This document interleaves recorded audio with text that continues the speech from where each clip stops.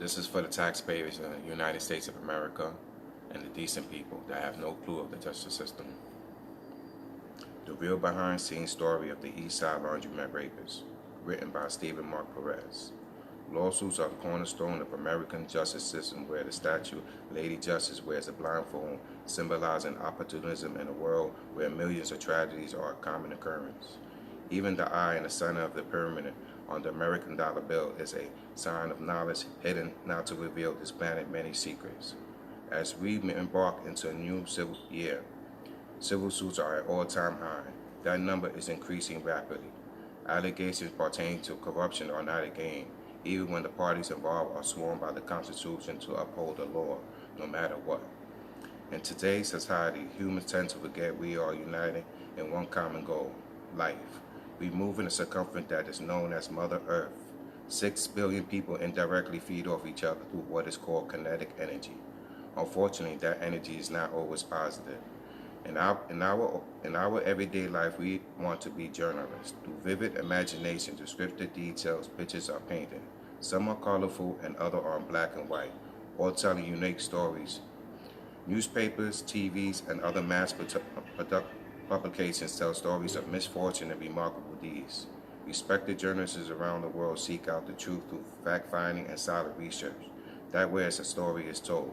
But what if that story is never told? August 16, 2010, a hot and sunny day for many to enjoy in a city that never sleeps. Nevertheless, with light, darkness is always looming around the corner.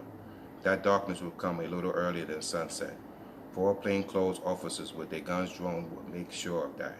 As Steven Perez was exiting his residence of 30-plus years on his way to visit his terminally ill mother, who was diagnosed with stage 4 cancer, he was hit hard with a reality check. Life is not fair. Picture a man on a mission of redemption. Mr. Perez was that man. He was striving to make his life a statement of courage and honor.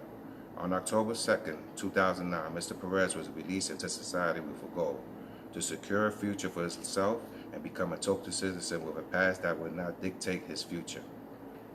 Mr. Perez entered an outpatient program called Faces Inc. He also entered another program called Bronx Works. The law firm Neighborhood Defender Services Harlem, NDS, in conjunction with Bronx Works, will start an initiative to better prepare ex-offenders with job readiness skills, employment services, and fatherhood evening classes to better reunite children with their fathers. These programs help men reintegrate with society and become employed through grants provided by the state of New York. That program was called the Fatherhood Program. That 2000 Fatherhood Program made it impossible for employers to ignore free labor and a tax credit for a positive incentive for a better tomorrow. Mr. Perez would eventually gain temporary employment with the Parks Department. Mr. Perez graduated both programs and started his own business cleaning windows and apartments around his complex he grew up in. The outpatient program Faces Inc. will keep Mr. Perez compliant with parole stipulations and maintain sobriety. On May 5, 2010, Mr. Perez will participate with Faces Inc. in the AIDS Walk located in Central Park, in loving memory of his 2 brothers who contracted the deadly virus HIV/AIDS. Both brothers, Eddie and Willie, would succumb to AIDS and die on March 1987 and 1988 collectively. The following month, June 15, 2010, Father Day weekend, Mr. Perez will play his first basketball tournament in 6 years. Ironically, the game will take place at the park called Jefferson Park, across the street from the Mr. Perez complex. Excellence achievement through which efforts are pushed to the limits. That afternoon, Mr. Perez will stand out like the man he was striving to be. Unbeknownst to Mr. Perez, he would hit his first 6 free throws. 6 free throws for each year he was in prison. Determination and passion would push Mr. Perez to perform at his highest level in front of his neighborhood to witness. Mr. Perez and his team would lose in overtime, but victory is in the eye of the beholder. Mr. Perez would end that game with 27 points, 16 rebounds, and 3 blocks. At the conclusion of the game, Mr. Perez would celebrate his own personal victory. That personal victory would be shortened that following week. In no ways movies can grasp the concept of reality unless it was written by the actual person who was and still affected by a tragedy with severe consequences. The week following the game, Mr. Perez's mother, Rosemary Perez, was told she had less than 6 months to live. That would be the hardest moment in Mr. Perez's life. to prepare and face the fact that he had to bury his mother at a location that was paid for in 1990.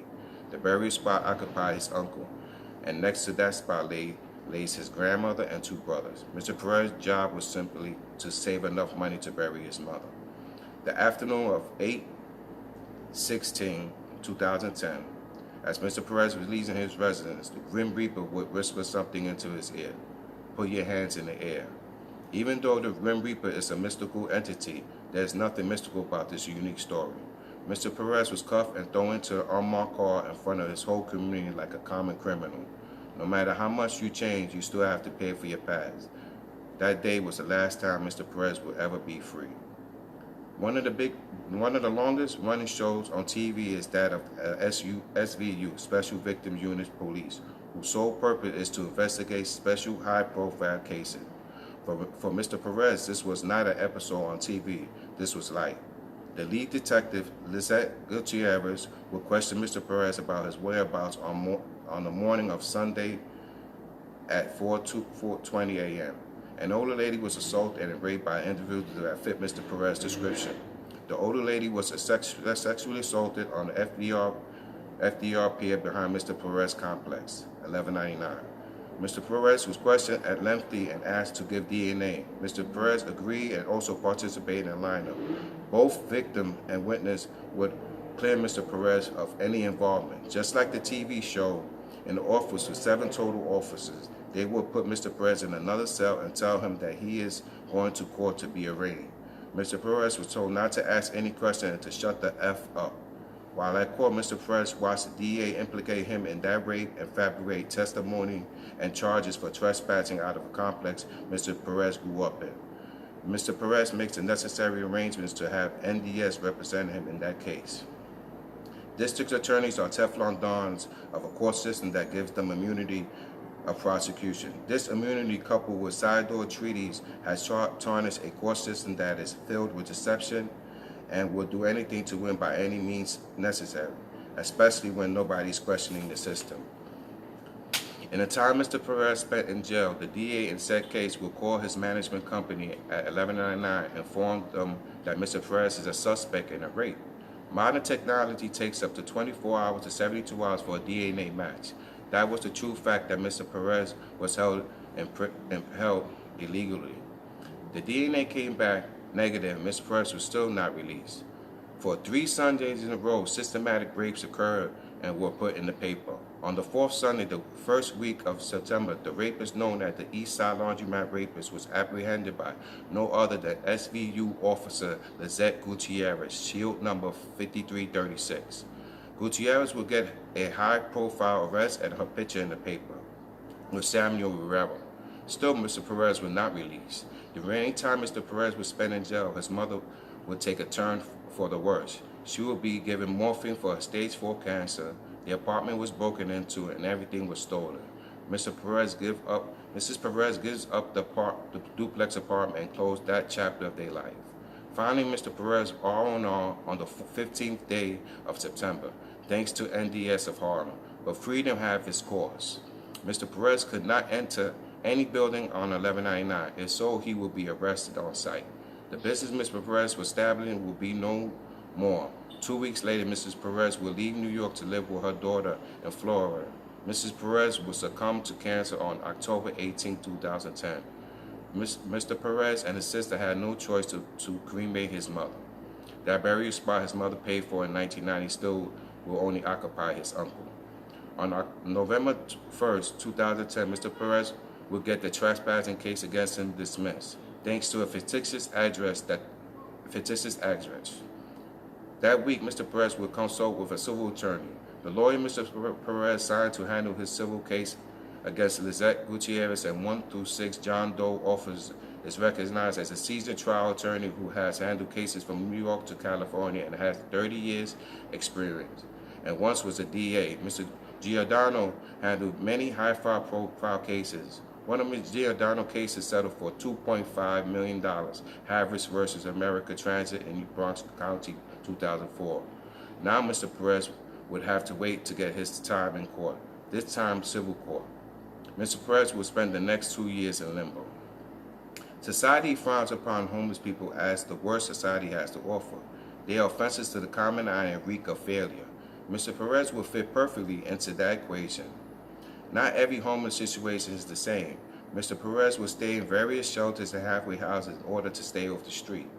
The men that occupy the many streets are terrified to stay in the shuttle and halfway shelters and halfway houses because in the shelters and halfway houses, all the wannabe gangsters who fail to conquer the street pavement corners are put on a pedestal and oppress the weak.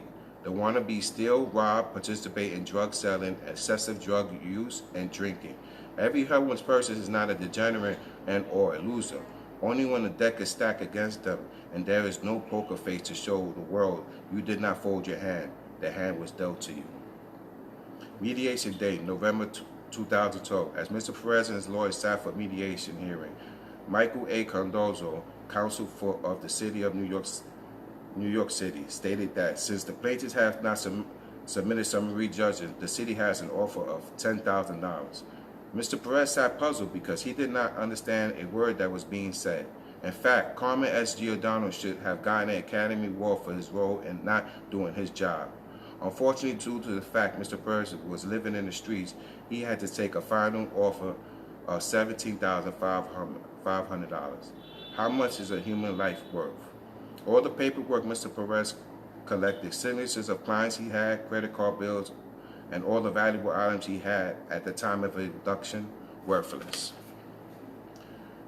After that botched representation, I'm a little nervous. Mr. Perez will spend the next 3 years in and out of prison. In 2015, awaiting a prison sentence, Mr. Perez would regain his morals and values his mother installed in him by assisting other men in need of a helping hand. Mr. Perez will become prolific at research, law jargon, and motions. This is where Mr. Perez will stumble onto CPLR Rule 3212, motion for summary judgment, and that any delay in this regard is usually the responsibility of the lawyer rather than the client. The plaintiff's lawyer can be visited with a legal malpractice claim. Conspiracies are what this world and country is built on. Thousands of men and women are duped into believing civil attorneys and state officials have their best interests at hand. It is impossible that all civil suits are settled the way a person should be compensated for crimes against them. Mr. Perez never got his article his lawyer promised to get him once he settled. In fact, Mr. Perez and a number of many more wrongfully accused men and women never did get their closure for acts against individuals who cherish the moment to be part of a society that participates in the freedom of liberties this country offers. At the end of the day, how much is a human life value? Around the time of elections and re-elections, news circulate and articles appear in the paper about wrongful arrests and malicious prosecution. Thousands of millions are awarded to these humans and some get their pictures in the paper. But what about the rest of the cases and the rest of the year? If X represents 100,000 complaints against city officials and officers, then Y is the sum of verdicts that get granted for settlement hearing. So Z represents the significant verdicts that actually hit home. 50 out of 20,000 hit the paper through a fiscal year. The other 80,000 cases drag on for 4 to 6 years. Some are dismissed for the sole purpose of the appeal process, and the appeal process takes up to another 2 to 4 years. So the average case might make it to a courthouse in 4 to 8 years. The probability of the original number is 50 out of 20,000. Then 250 out of 100,000 claims get Z amount of liability insurance hush funds that consist of $50 million. These pointless equations to which no solution exists are core absurdities. The fraction of that budget is collected by the taxpayers and unions around the New York State and New York City and the country. It is allocated for settlements for humans who think they get their just due. Nevertheless, the average Joe that does not understand law jargon and what is summary judgment, then the battle is lost before it even started. And who will scrutinize these cruel math calculation algorithms? If there's a stench of foul play and corruption between mediators and civil attorneys, catching victims that are utter despair is a requirement for manipulation on a number that can never be valued in dollar amounts. These numbers have to be scrutinized by a power higher than any court system for the people by the people. The people of the USA have to participate in eradicating a system that partakes in corruption at the highest level. At the end of the day, how much is a human life worth? This is one of many untold stories that, as of today, has yet to be told. In searching peace and happiness, Mr. Perez has set a precedent in telling the unique fact of the value of human life. Many more will follow his lead. Many, maybe. Without police, there be anarchy, and we would have anything remotely close to what we have. Their purpose is to serve and protect. We do not have to like the specific officers that violate Constitution laws, but we have to respect authority just like we have to respect one another. That is humanity. It is an estimation that 3,700 black men were killed by cops in the last 10 years, and we kill each other in the millions. If I can forgive police officer and state official for destroying my life, then I have won the battle. My battle has just begun. Through a law I cemented, I will be suing this country under the Treason Act for a monopoly of collusion and dozens of Constitution violations. I am representing those who have been victimized by men and women who think they are exempt from prosecution. On my next edition, I will show concrete documentation of a flawed justice system who is about to get an audit that will rip their rectum in half, and no doctors on this planet or in this solar system can fix.